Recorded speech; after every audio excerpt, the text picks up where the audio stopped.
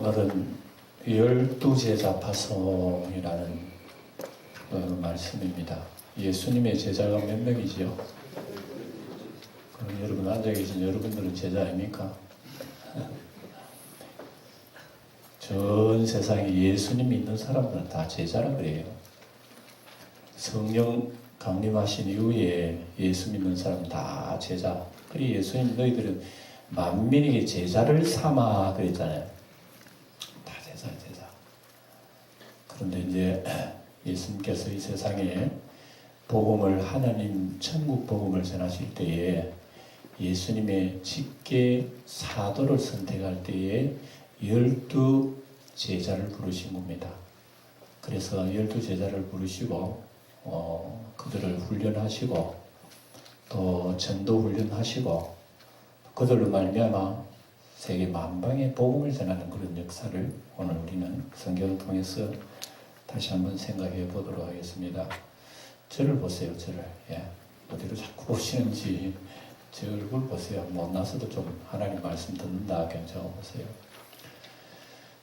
예수님 제자 몇 분이라고요? 12. 왜 12이냐 말이야. 13도 아니고 11도 아니고 왜 12이냐. 뭐 때문에 12이겠어요. 이제 여기에 숫자에 대한 비밀이 있습니다. 이건 이제 12 할 때에 하나님께서는 구약에 아브라함, 이삭, 야곱의 그 자손 12명 아닙니까? 뭐 12명은 더 넘지만 야곱이가 12를 선택했어요. 두 아들을 선택하고 그들에게 가나안 땅의 지파를 나눠주고 이래가지고 구약의 12지파가 형성됐습니다. 그 야곱의 12아들이 시작된 거죠. 구약에 12아들을 낳은 거 보면은 참 엉망이에요. 두 아내와 두 첩사의 4명의 아내 속에서 12이 난 거예요. 4명의 아내에서 12이 나왔으면 12를 갖다가 4을 나눠보세요. 몇입니까? 넷을 12를 4수로 나누면 3등분 할 수 있겠잖아요. 3등분 거죠. 그러니까 꼬박이로 말하면요. 3, 40이라 3, 40이. 그 숫자에 대한 의미는 상징적인 의미는 3은 하나님의 숫자예요. 근데 성부와 성자와 성령 이렇게 하시잖아요. 4는 뭐냐 그러면은 세상을 상징합니다. 그래서 여러분 뉴스가 무슨 뜻이에요? 동서남북이란 말이에요. 동서남북 사방. 그러니까 성경에는 3은 하나님의 숫자고 4는 세상 숫자입니다. 3, 4, 12 그래 12지파가 그래 형성되고 3과 7을 더하면 몇이 돼요? 7이 되잖아요. 그 7이라고 하는 숫자는 하나님의 완전수를 상징합니다. 하늘과 땅의 완전수. 그래 숫자에 대한 이런 비밀은 이런 의미가 있다는 것입니다. 그래서 이스라엘 12지파가 형성이 됐으며 그들이 형성될 때에 12지파의 아들들을 보면 사실 좀 형편없어요. 자기들끼리 싸우고 지지고 볶고 어떤 형제를 팔아먹고 돈 주고 형제를 팔아먹다니까. 12이 형제들이요. 참 우리말로 하면 좀 인간이 좀 덜 됐어요. 동생을 죽이려고 그러고 막 아버지한테 거짓말하고 속이고 막 이래가지고 인간 같잖아. 그런데 어째서 하나님께서 그런 사람들을 선택하고 이스라엘을 삼으셨는고 참 희한해요. 이것 보면은 하나님 나라의 모든 일들은 사람에게는 자격이 없어. 하나도 없어요. 뭐가 반듯한 게 하나 없는데 뭐. 전부 다 싸우고 죽이고 자기 것 챙기려고 그러고 이런 죄밖에 없는. 근데 하나님이 그런 걸 만들어가지고 하나님의 거룩한 하늘에 찬란한 빛나는 나라로 만들고자 하는 하나님 뜻이야. 놀랍죠. 그래서 그들을 애굽으로 이끌고 훈련시키잖아요. 야곱의 70가족이 애굽으로 들어간 거예요. 그로부터 430년 동안 애굽에 살았어. 이스라엘 사람들이. 그리고 이스라엘이 430년 동안 살고 나중에 이제 그 죄악 세상에 나올 때에 하나님께서 양의 피를 다 발라온 거예요.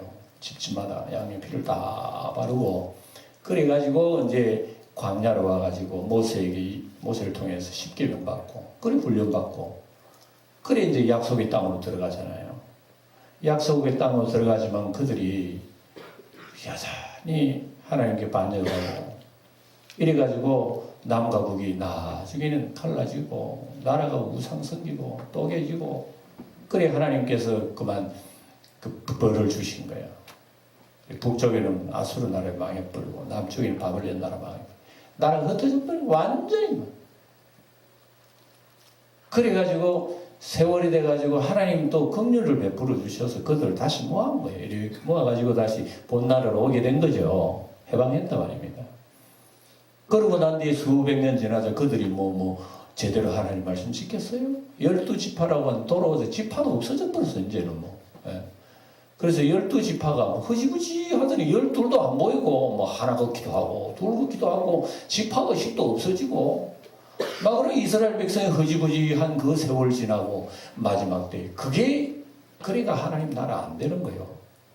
그래 예수님이 오셔야 된단 말입니다. 예수님이 오셔가지고, 드디어 12사람을 선택해서, 구약에 잘못되어진 12지파 허리멍텅해지고 사라지고 안 되는 거 다 치워버리고 새로운 12를 세우셔서 영적인 지파를 세운 거예요. 12제자를 세우셔서.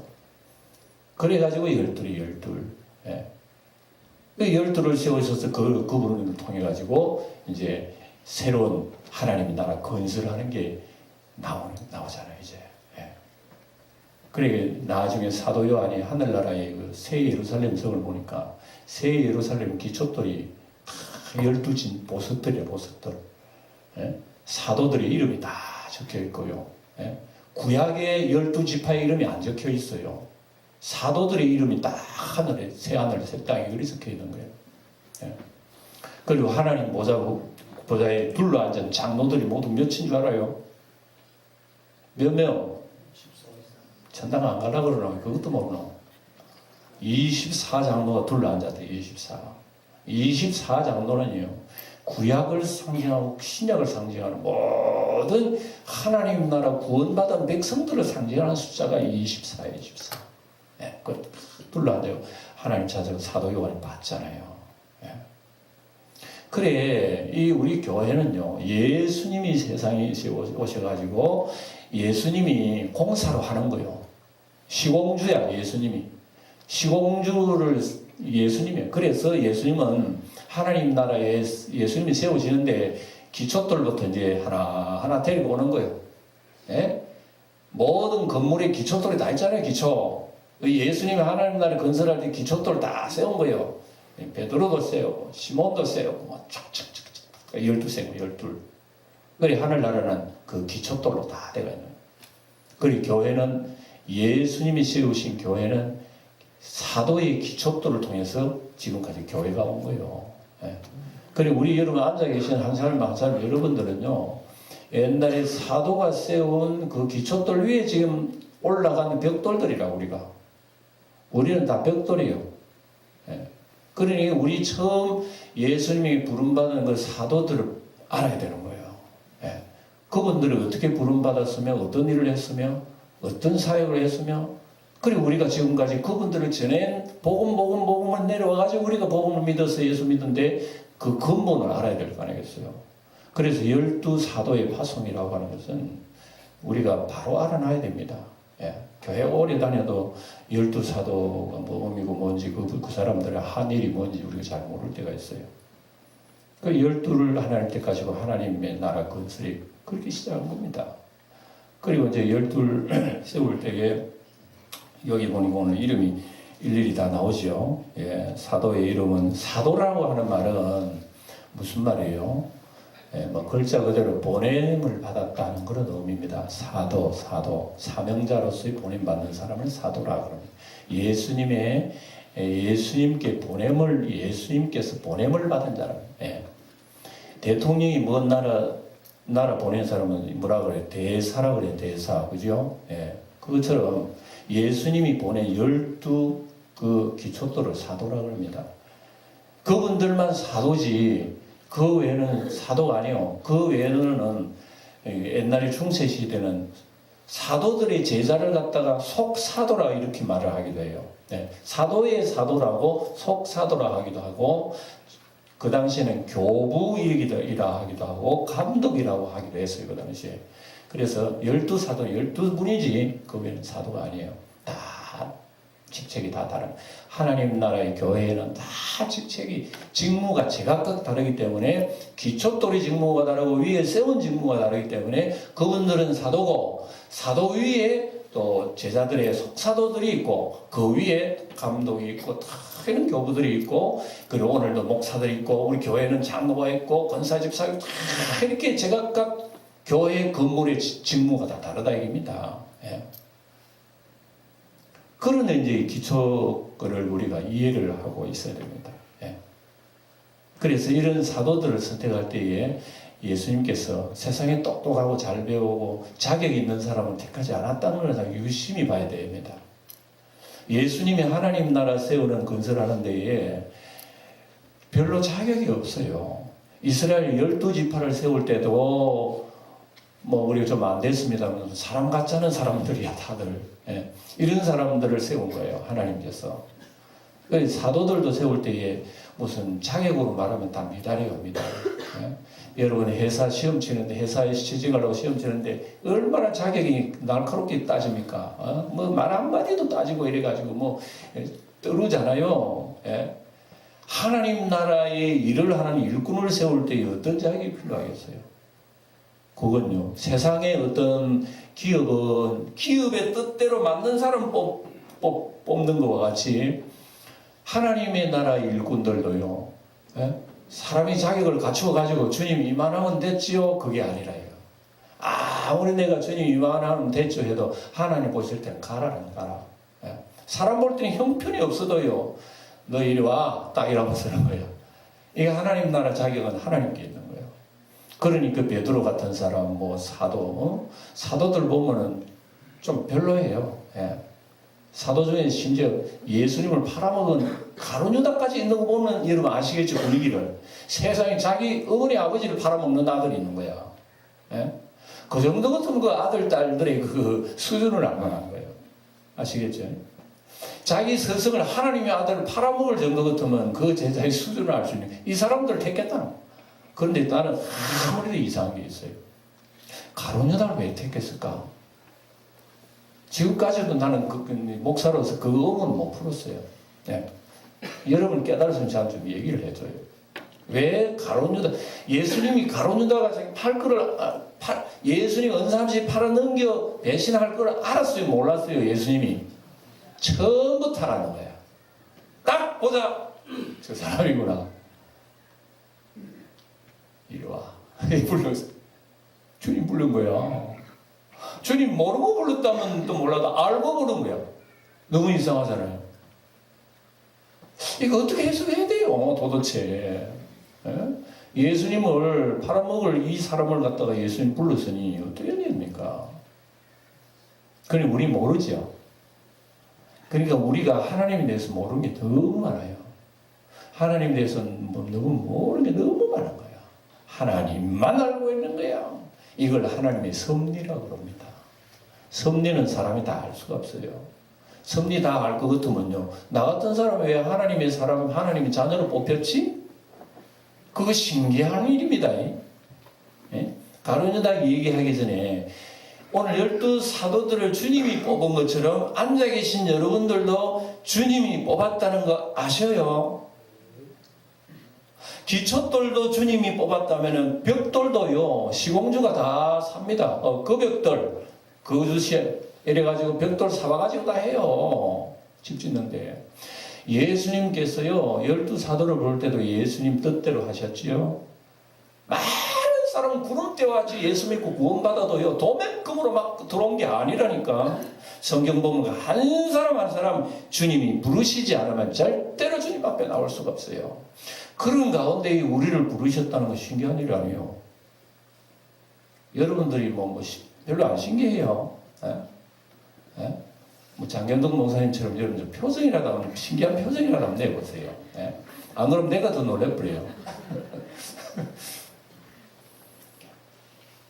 그러니까 이게 12사도를 선택한 것은 12사도들이 자격이 있는 게 아닙니다. 주님께서 딱딱 부르고, 그래서 가룟유다를 부르신 것도 방금도 얘기지만 이건 하나의 영원한 수수께끼로 남는데, 다만 이제 우리가 이해하고 어느 정도 선에서 알 수 있는 것은 로마서에 기록이 되어 놨습니다. 로마서 뭐라 그랬나?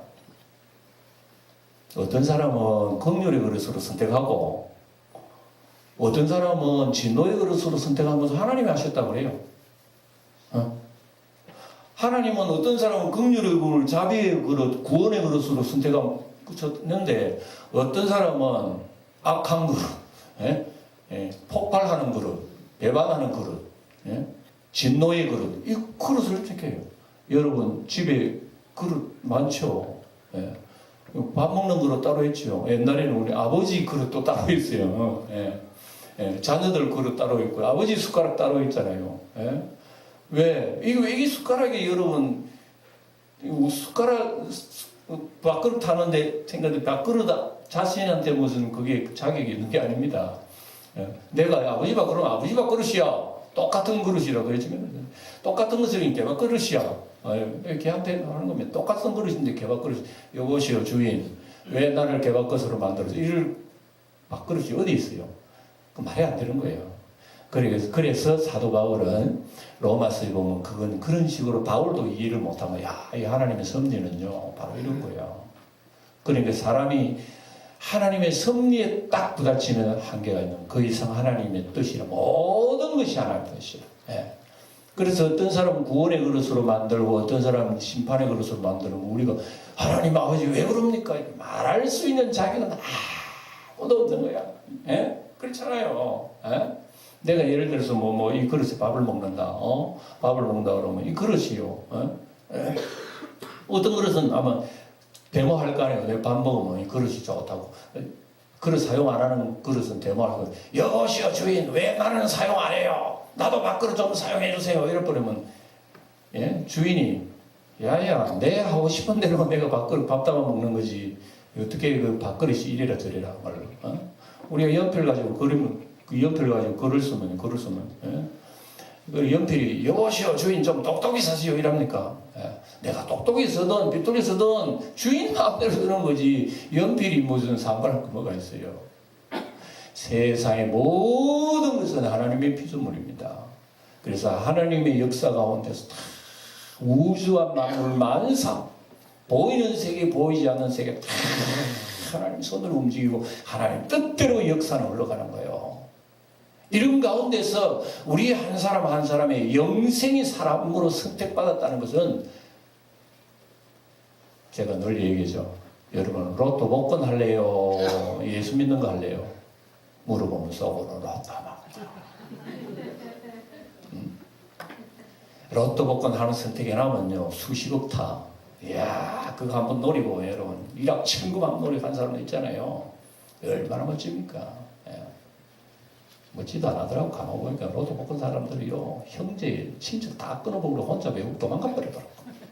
진짜 행복하겠네. 여러분 이거 선택 12제자를 누가 선택했다고요?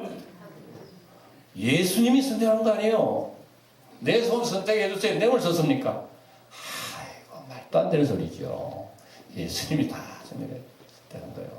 그러니 여러분 우리가 구원받은 것도요 하나님이 부르시 선택하지 않으면 절대로 하나님 믿지 않습니다. 못 믿어요. 그래 하나님의 선택이라고 하는 건 뭔지 아십니까? 뽑았다 이겁니다. 많은 사람 중에 딱딱 마치 핀셋 가지고 찍어내는 거예요. 너라고 하고 딱 하나님의 나라의 그릇으로 이게 여러분 행운 중에 최고의 행운은 하나님이 나 같은 주인 살리시고 나를 하나님의 자녀 삼으시고 그 이름을 하늘나라의 생명록에 기록한 거 뭐 바꾸려면 바꾸세요. 여러분 알아서 하세요. 여러분 다른 거하고 그거하고 바꾸려면 바꾸세요. 바꾼 사람들 많죠. 얼마나 많습니까? 가론유다부터 시작해가지고 이 에서부터 에서는 뭐 하나님께서 주신 장자의 직분도 밖으로 한 번에 팔아먹어버리고 그러잖아요. 이런 선택은요 이 대학교 들어가는 그 입시생들 좁은 문이지만 취직하려면 큰 기업에도 좁은 문이지만 수많은 세상에 헤아릴 수 없는 인구 중에서 하나님의 백성으로 하나님께서 하나하나 뽑았다고 하는 것은요 이거 가치를 알아야 돼요. 자치를. 열두 사도가 그런 사람들입니다. 앉아 계신 여러분도 마찬가지고.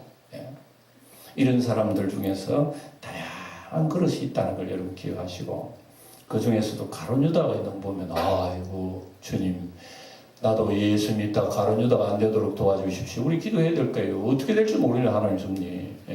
벌써 그런 마음 가지고 있다는 자체가 될 때는 가룟 유다 될 자격이 없는 사람이에요. 그런 사람들은. 가룟 유다는 처음부터 그런 생각 안 하는 거야. 근데 혹시 내 가룟 유다 되면 어떠지? 벌써 그 마음은 가룟 유다 자격이 없는 사람이라니까. 가룟 유다는 처음부터 자기 의향대로 주님을 이끌려고 그랬어요. 이끌려고 하다 안 되다 보니까 이거 가다가 주판 하나 놔보니까 안 되겠네 이거. 그래서 요래 해가지고 때가 되면은 내가 한번 어디 한번 해보자. 딱 이러는 거예요. 처음부터. 그런 사람은 여러분 뭐 구원의 기쁨이 있는 걸 알겠어요. 가룟 유다 그렇게 됐다니까요. 그래서 이 12를 선택하시고 예수님께서 어떻게 보냅니까? 뭘 하러 보낸다고? 전도 보내는 거예요. 전도 보내는 거. 저를 보세요. 여러분 전도 해보셨습니까? 전도 해보셨느냐고요? 아니 교회 갑시다 그 얘기 말고 예수 복음을 예수님 믿음 제사함 받고 영생 얻는다는 그 복음을 전해보셨느냐고요. 그러니 제자는 뭐 하는 사람인가 하면은 예수님 믿으면 죄 사함 받고 영생을 얻습니다고 하는 그 복음을 전달하는 사람이 제자예요. 그러니까 우리 영광의 제자 여러분들은 우리가 오늘 이걸 우리가 들으면서 우리도 이 일을 감당할 수 있도록 하나님 앞에 은혜 달라고 그러고 꼭 12사도들만 여러분 기초돌만 기중한 게 아니에요. 오히려 쌓아놓은 벽돌 그거 하나 빠지면 집 너무 무너질 수 있다니까 우리도요. 귀중한 존재라는 얘기입니다. 그들에게 복음 전할 수 있도록 주님께 명령하셔서 들어보세요. 예수께서 이 12를 내보내시며 명하여 이르시되 이방인의 길로도 가지 말고 사마리아인의 고을에도 들어가지 말고 오히려 이스라엘 집이 잃어버린 양에게로 가라. 누구에게로 가라? 그러니까 이 말을 쉽게 하면 이겁니다. 먼 이웃 사람 전하려 하지 말고 먼 외국 갈라 하지 말고 너희 주변에 가까이 아는 사람들 그 사람들부터 먼저 하나님의 복음을 전해라 이렇게 해석할 수 있는 거예요. 믿습니까? 아멘 잘 안 하시네. 여러분 보세요. 이 당시 우리가 복음을 어디로 전해야 됩니까? 사마리아 땅 끝까지 전해라 예수님 말씀하셨죠. 그런데 왜 복음서에는 그런 데 가지 말라 그랬어요? 성령이 임하면 권능받아 너희는 예루살렘 유대가 사마리아 땅 끝까지 이르러 정인되리라 그랬는데 예수님은 야 사마리아도 가지 마 유대 가지 마 이스라엘의 잃어버린 양에게로 가그래요. 왜 그럴까요? 성령 받기 전에는 그렇게 일도 차스라운 게 있어. 집을 지을 때도요 먼저 해야 할 일이 있고 나중에 해야 할 일이 있는 거예요. 맞죠? 예수 믿고 우리가 주님의 일을 하는 것도 차스가 있어요. 심지어 복음 전하는 일도 차스가 있다니까. 안 될 먼 곳에 손 뻗으려고 하지 말고 가까운 데에 있으면 손 닿을 거 그거 잡으면 되는 거예요. 예수님이 이런 의미로 말씀하신 겁니다. 이해가 되시죠? 그리고 그 당시에는 멀리 가지 마. 그리고 우선은 이스라엘의 잃어버린 양들, 이스라엘 백성들을 예수님이 무슨 양들이라고요? 무슨 양? 왜 잃어버린 양이라고 그럴까? 목자가 양을 잃어버렸는지 양을 목자가 잃어버렸는지 둘 다 똑같을 거예요. 왜 하나님 믿는 이스라엘 백성이 잃어버린 양이라고 그럴까? 그래서 여러분 흔히 예수님이 명하여 그림을 보면 잃어버린 양을 안고 예수님 돌아오는 그림 봤죠? 이 예수님 품에 있는 잃어버린 양은 사실은 지역적으로 말하면 이스라엘 백성들이에요. 왜 이스라엘 백성은 하나님 믿는데 잃어버렸다 그럴까? 거꾸로 얘기하면은 그들이 목자를 내버렸거든 때문에 그래요. 잃어버린 양은 목자가 양을 내버리지는 않을 거야. 양이 못 돼가지고 혼자서 막 돌아다니다 나중에 목자 잃어버리고 어제 길을 잃어버린 거야.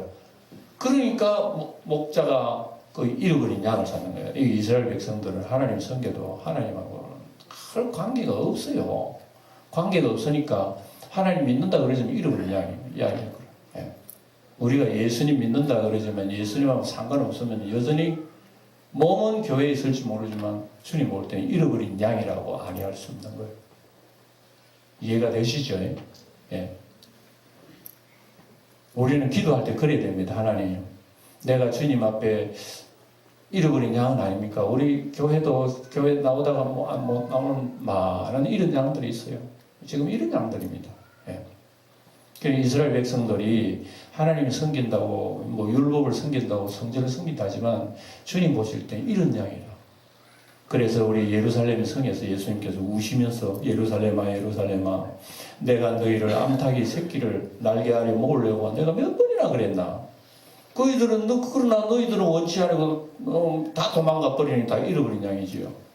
그러니까 주님의 품속에 우리가 안겨 살아야 될 우리가 자꾸 바깥으로 놔두는 거야. 예수님 품속에 안 살고요.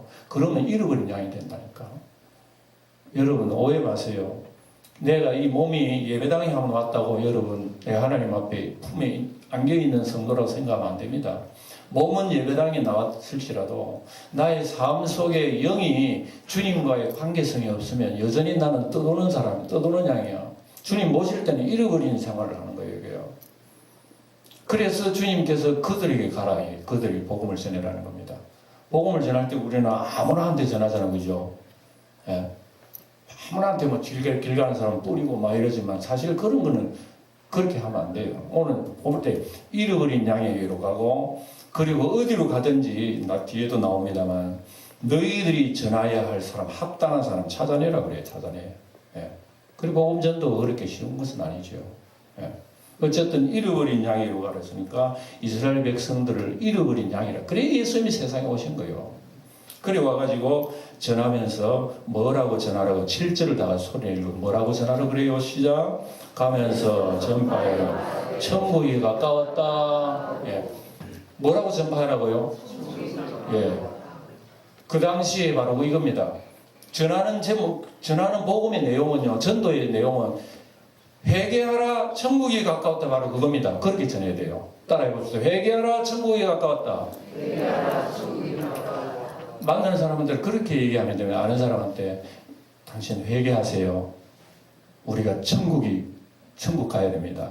천국, 회개 이런 말씀이 그 당시에 복음의 제목이었습니다. 내용이었어요.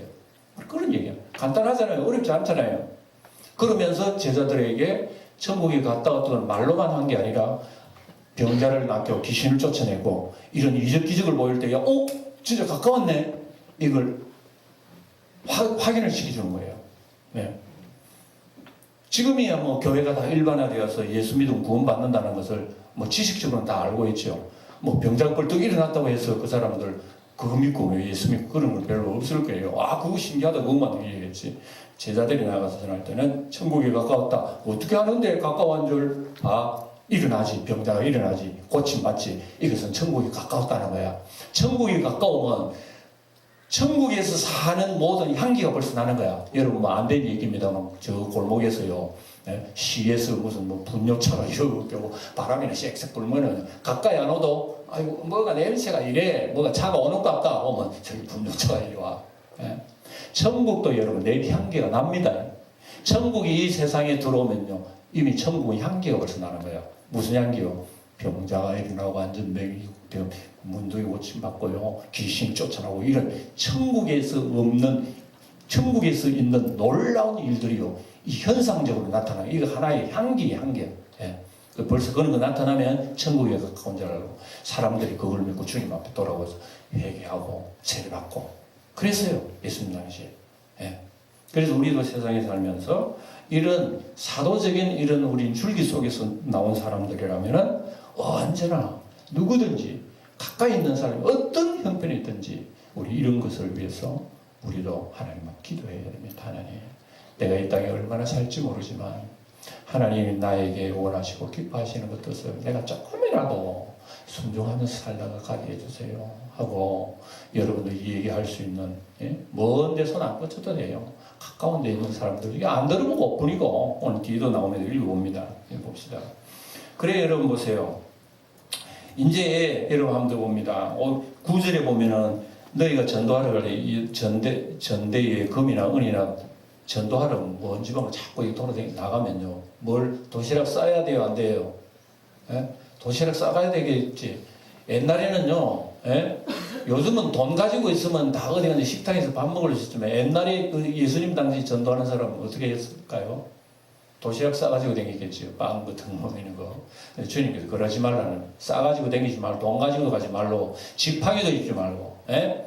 너 신고 있는 신발 하나만 돼. 가. 이러는 거예요. 그래서 여러분 보세요. 10절에 소리를 읽어봅니다. 시작. 여행을 위하여 배낭이나 두글롯이나 신이나 지팡이도 가지 말라. 이는 일꾼이 자기의 먹을 것이 받는 것이 마땅함이라. 여행을 위하여 아무것도, 여러분 여행 가려면 뭘 준비해야 돼요? 가방, 돈, 속옷, 뭐 그런 거 다 준비하고 가야죠. 그래야 여러분 다 하고 그거 하나도 없으면 어떻게 합니까?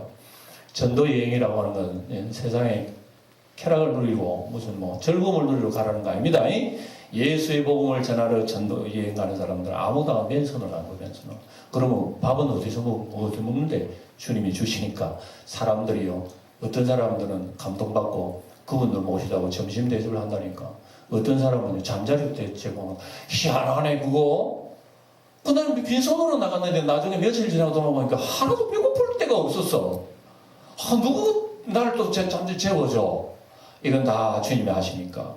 주님께서 가지고 가지 말라고 한 이유는 전도할 때 이런 거 신경 쓰면 진짜 할 걸 못한다고. 그러니까 그거는 다 접어버려. 그거는 내가 해줄 테니까. 너희들은 그의 나라 의만 구하라. 그러면 이후에 배후에 내가 다 해줄 테니까. 제자들은 이런 자세를 가지고 출발했다는 사실은 거예요. 예. 그러니까 옛날에 그랬단 말입니다. 그리고 우리가 이 세상에 살면서는 여러분 항상 눈만 뜨면 뭘 먹을까, 뭘 마실까, 뭘 입을까 걱정 안 합니까? 다 걱정해요. 근데 우리가 아무리 예수님이 그런 말씀 써놔도 그거는 성경이고 현실은 안 그러니까 우리가 늘 그 걱정에 사로잡혀가지고 주님의 일을 우리가 못할 경우가 많습니다. 왜 그렇습니까? 우리는 두려운 것이 앞에 있는 거 보면요, 예수님보다 더 무섭기 때문에 그래요.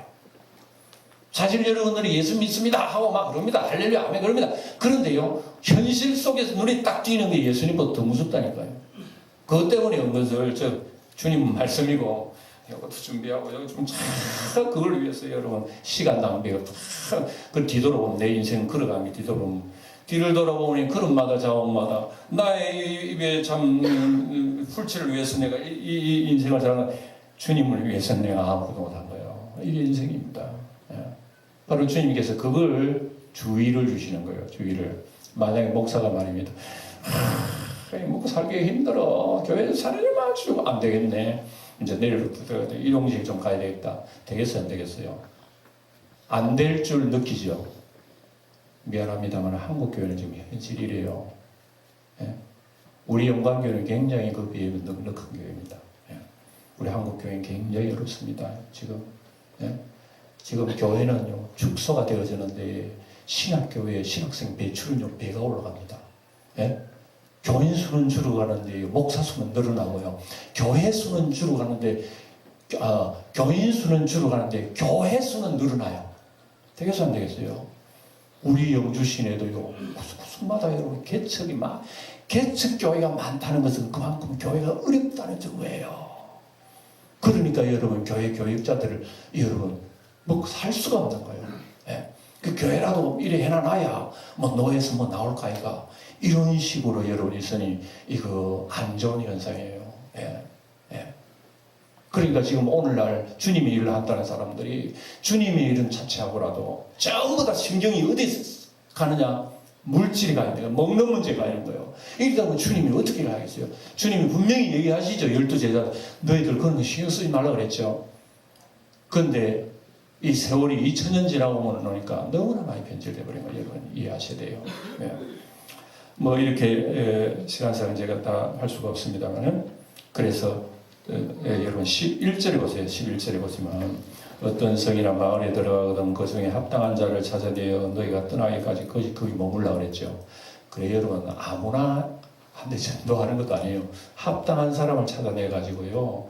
그게 전도도 하고 그 사람도 그 사람이 감동받아서 대접을 하면 대접하고 그 잠자리 제공하면 자고 그러는 겁니다. 그 배후에는 하나님께서 그렇게 하신다는 거죠. 예. 그게 귀중하다는 거 여러분 기억해야 됩니다. 14절 소리 내려고 봅니다. 시작. 누구든지 너희를 영접하지도 아니하고 너희 말을 듣지도 아니하거나 그 집이나 성에 나가서 너희 말을 먼저 들으라. 여러분 전도하다가 안 듣는 사람 따라가면 전도해야 돼요? 내버려둬야 돼요? 우리는 이성적으로 생각하면 안 받는 사람 따라가면서 복음 전도를 해야 될 거 아니에요? 그죠? 예! 수미고 교회에 나와서 그러잖아요. 그죠? 주님께서는 그러지 말라는 겁니다. 대신 뭐라냐면 안 듣는 사람은 그 사람들 먼지가 내한테 오는 것도 털어버리는. 돼지한테는 뭐 던지지 말라고. 왜? 돼지가 뭐 알아야지 그 먹는 줄 알지. 그 사람 진주 던지면 큰일 나. 그래 듣기 싫어하는 사람 복음 전하지 마세요. 아시겠습니까? 주님께 하셨어요.